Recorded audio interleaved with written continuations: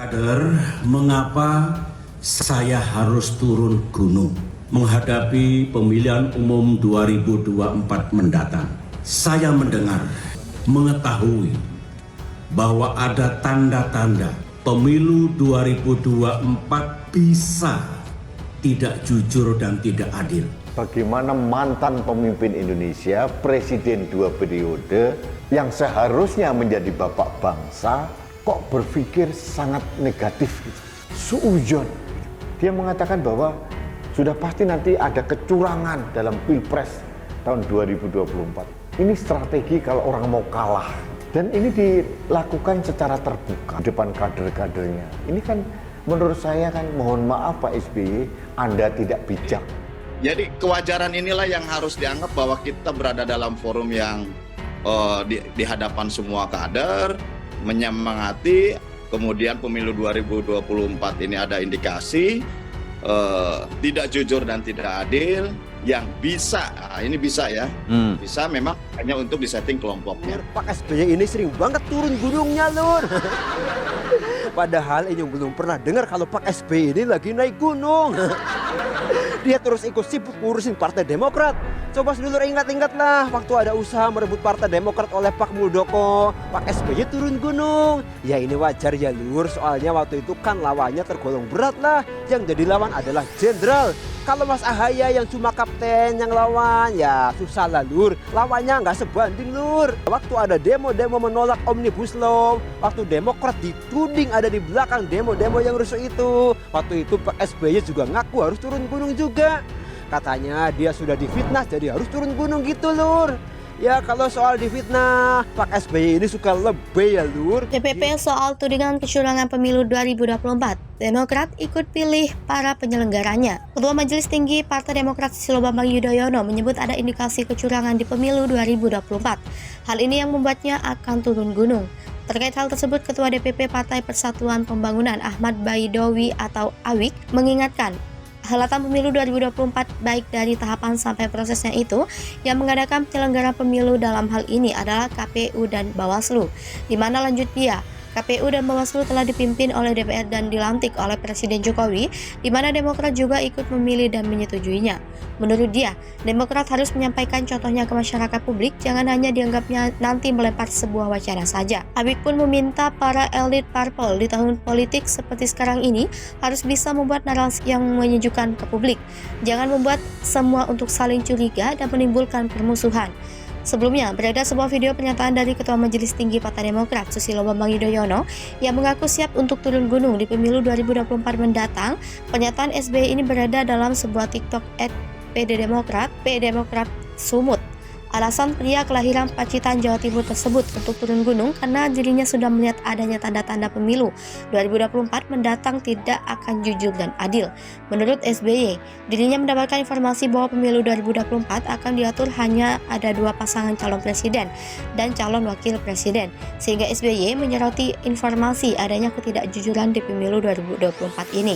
Presiden RI Kadam ini menegaskan dugaan ketidakjujuran pemilu 2024 ini agar Partai Demokrat bersama dengan koalisi tidak bisa mengajukan capres dan cawapres di Pilpres 2024. SBY mengungkapkan jangan rusak pemilu 2024 mendatang dengan menggunakan cara-cara curang, sebab rakyat berhak memilih siapa capres dan cawapres yang mereka kehendaki. SBY menjelaskan selama dirinya menjadi kepala negara 2 periode yakni 2004 sampai 2009 dan 2009 sampai 2024 dan Partai Demokrat menjadi penguasa tidak pernah menggunakan cara-cara kotor guna merusak pesta demokrasi 5 tahunan tersebut. Lengserkan AHY alumnus UGM buka peluang jadi capres Partai Demokrat ini sosoknya. Partai Demokrat memiliki sosok Ketua Umum Agus Harimurti Yudhoyono yang kerap dikaitkan dengan capres di Pilpres 2024. Namun bukan hanya AHY, Gubernur DKI Jakarta Anies Baswedan juga ternyata masuk radar partai dengan lambang bintang bersinar 3 arah itu.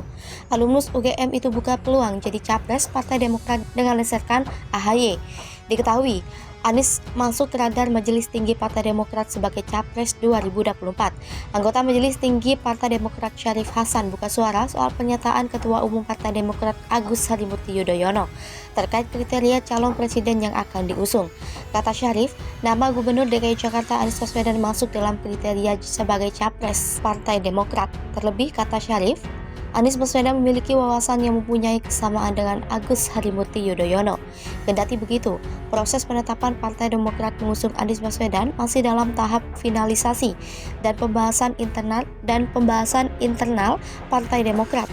Oleh karena itu, dalam pidato kebangsaan Agus Harimurti Yudhoyono, Partai Demokrat belum membeberkan siapa nama-nama sosok yang diyakini layak maju sebagai capres atau cawapres. Berkas kasus Ferdy Sambo telah diterima. Kejagung kerahkan total 73 jaksa periksa kasus. Kejaksaan Agung mengerahkan 73 jaksa usai terima kembali berkas kasus Ferdy Sambo di Bareskrim Polri. Kepala Pusat Penerangan Hukum Jaksa Agung RI, Ketut Sumedana, mengatakan bahwa pihaknya telah menerima kembali berkas kasus Ferdy Sambo yang sempat dikembalikan ke Mabes Polri. Berkas atas nama tersangka Ferdy Sambo diterima pada Rabu 14 September 2022 atas kasus pembunuhan dan pembunuhan berencana atau pasal 338 KUHP dan 340 KUHP. Setelahnya Kamis 15 September 2022, Kejaksaan Agung kembali menerima berkas atas nama tersangka Putri Candrawati atas kasus pembunuhan dan pembunuhan berencana atau pasal 338 KUHP dan 340 KUHP.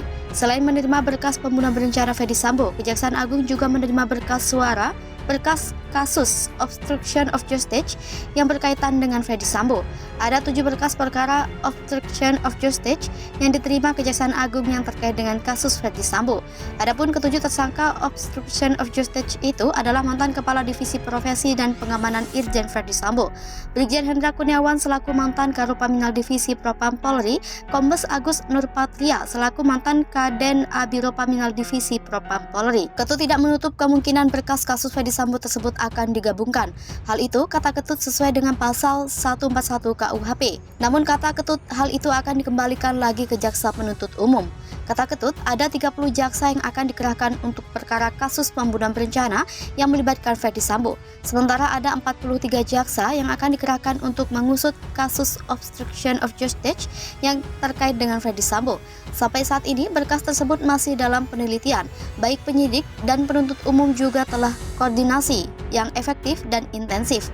Kejagung berharap tidak ada lagi pengambilan berkas sehingga kasus Ferdy Sambo bisa segera P21. Bocor obrolan di belakang pengacara akhirnya buka suara soal hubungan Nikita Mirzani dan Ferdy Sambo pantas berani nyinyiri Najwa Shihab. Sempat viral di media sosial soal rekaman suara percakapan yang diduga Nikita Mirzani dengan Ferdy Sambo. Hal ini semakin menguatkan soal hubungan Nikita Mirzani dan Ferdy Sambo. Malah ada juga chat Nikita Mirzani yang memamerkan dia datang ke ruangan Ferdy Sambo. Dari rekaman berdurasi 2 menit 20 detik ini mendengar dalam percakapan itu perempuan yang diduga sebagai Nikita Mirzani ditengarai membahas soal kasus kekerasan dalam rumah tangga yang tengah dihadapinya. Percakapan ini diduga terjadi beberapa waktu lalu ketika Nikita Mirzani berperkara dengan Dipolatif mantan suaminya di Polres Metro Jakarta Selatan. Hal ini pun membuat netizen shock. Pasalnya Nikita sempat membantah adanya hubungan dirinya dengan Ferdy Sambo.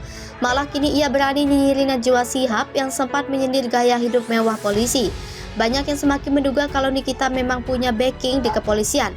Nah, kini terjawab hubungan antara Nikita dan Ferdy Sambo. Adapun rekaman audio yang menjadi tersebut diunggah oleh akun Twitter milik rezim hybrid Hudake. Dalam rekaman itu terpampang wajah jelas Ferdy Sambo dan artis Nikita Mirzani. Menanggapi audio tersebut, pengacara keluarga Ferdy Sambo, Arman Hanis, dengan tegas membantah jika pria dalam percakapan tersebut adalah Ferdy Sambo. Kendati demikian, Arman enggan menanggapi lebih lanjut terkait masalah percakapan yang tersebar di media sosial itu. Dia hanya berfokus pada perkara yang kini tengah dihadapi kliennya.